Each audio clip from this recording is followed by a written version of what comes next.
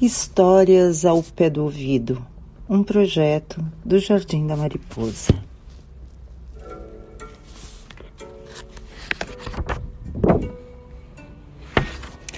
A Serpente Branca. Em um passado muito distante, viveu um rei bastante famoso por sua sabedoria. Não havia em todo o reino segredo que ele desconhecesse. Todos os dias após o jantar, era seu hábito pedir ao criado de confiança que lhe trouxesse uma travessa tampada. Feito isso, o criado devia retirar-se da sala. Ninguém sabia o que havia naquela travessa, pois o rei só retirava a tampa quando estava sozinho. Um dia, ao recolher o recipiente, sem aguentar mais de curiosidade que o remoía, o criado leva a travessa para seu quarto, fecha a porta calmamente, levanta a tampa e descobre que ali havia uma serpente branca. E já que chegou a esse ponto tão arriscado, pensa não haver nenhum problema se provar-lhe um pedacinho.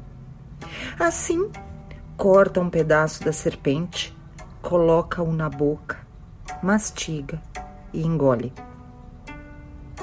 De repente, começa a ouvir vozes sussurrando pouco além da janela do quarto. São pardais e estão falando sobre o que observam em todo o reino na parte da manhã. O criado é então agraciado com a habilidade de entender a linguagem dos animais. Nesse mesmo dia, a rainha perde seu anel mais valioso e a suspeita, claro, recai sobre o criado de confiança, porque ele está autorizado a entrar em todos os aposentos do palácio. O rei o interpela e o ameaça, dizendo que se não apresentar o ladrão até o dia seguinte, ele será executado. Naturalmente, o criado se declara inocente, mas em vão. É com o coração aflito que ele vai para o jardim, imaginando como que ele pode se defender dessa falsa acusação. Ali ele entreouve alguns patos. Sim, patos conversando bem baixinho, enquanto alisam suas penas e descansam ao lado de um riacho. Eles falam sobre a sua refeição da manhã e uma pata comenta assim: "Alguma coisa está revirando meu estômago. Estava comendo muito rápido e acabei engolindo o anel que tinha caído daquela janela da rainha." O criado se dá conta que é ali que está a ladra. Não pestaneja, agarra a pata, leva para o cozinheiro e, vendo que a bela ave cevada que é, corta-lhe a cabeça e a prepara para o jantar, quando então encontra o anel da rainha. Com a descoberta, o criado então é inocentado. O rei se arrepende enormemente por seu erro cometido e quer se redimir de sua equivocada conclusão. Assim, então, oferece ao serviçal uma opção de escolher uma posição que deseja ocupar na corte. Mas o criado recusa aquela oferta e pede apenas um cavalo e um pouco de dinheiro. Ele deseja explorar o mundo sozinho durante algum tempo. O rei então atende seu pedido e ele se põe a caminho. Depois de alguns dias, chega a um pequeno lago onde vê 3 peixes presos em uma touceira de juncos, agonizando por falta de água. Lastimam sua má sorte, mas as lamentações são ouvidas pelo nosso herói. Apiedando-se deles, ele os liberta e os devolve ao lago. Ao vê-lo retomar a estrada, eles gritam: "Vamos nos lembrar de você e recompensá-lo por nos ter salvo." Ele então prossegue e, em pouco tempo, entreouve vozes baixas sobre cascos de um cavalo. Detém-se para escutar e ouve o rei das formigas queixando-se do cavalo insensível que pisa o impiedoso em seu povo. O herói então desvia seu cavalo e, ao afastar-se, escuta o rei das formigas dizendo-lhe em voz alta: "Vamos lembrar de você. Uma boa ação merece uma retribuição." Continuando seu caminho, ele se defronta com um casal de corvos, empurrando os filhotes para fora do ninho, dizendo-lhes que devem aprender a cuidar de si mesmos.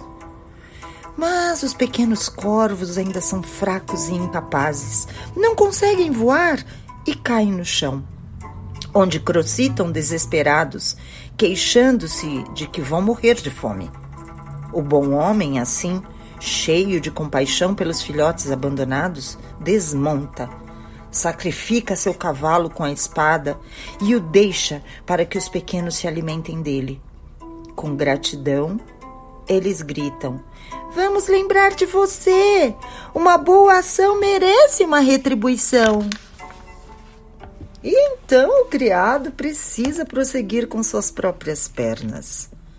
Depois de percorrer uma longa distância, ele chega a uma grande cidade, onde se depara com um certo burburinho e dezenas de pessoas nas ruas. Houve então o anúncio de que a filha do rei está à procura de um marido. Quem quiser conquistar sua mão deve passar por um teste rigoroso e, se falhar, perderá a vida. Ele fica sabendo que muitos jovens já fracassaram. No entanto, ao ver a princesa, encanta-se com sua beleza. E, apesar do sério risco que corre, apresenta-se como pretendente. A difícil tarefa precisa ser cumprida. O rei o leva para o mar e joga um anel de ouro em meio às ondas. A tarefa consiste em recuperar o anel das águas agitadas. E mais, o pretendente será lançado de volta ao mar até recuperar o anel, de modo que ou encontra o anel ou morre afogado. Aguardando na praia, perguntando-se o que lhe acontecerá, de repente alguns peixes sobem à superfície e são reconhecidos como aqueles que ele salvara. Um deles, então, deposita um mexilhão a seus pés. Quando o abre, que ele encontra? O anel. Com grande alegria, nosso herói leva o anel ao rei e pede sua recompensa. Mas a princesa é orgulhosa. Porém, não quer aceitar esse pretendente modesto, propondo uma segunda prova, mais difícil ainda que a primeira. Dessa vez, ela mesma a encaminha. No jardim, abre 10 sacos de milho bem miudinho e espalha as minúsculas sementes pelo gramado com as próprias mãos.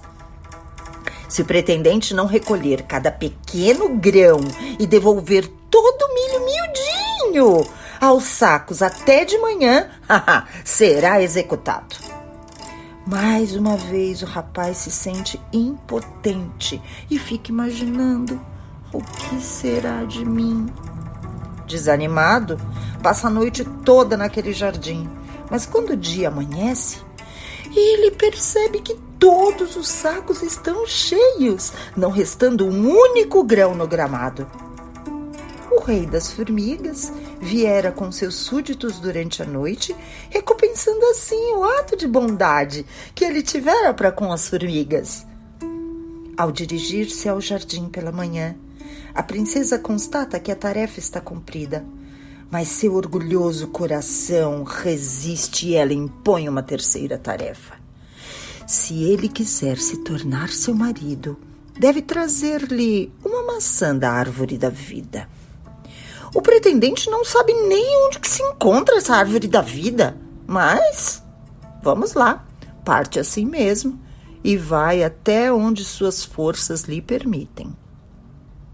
Atravessa 3 reinos e, ao anoitecer de um belo dia, chega a uma floresta e deita-se sob uma árvore para dormir.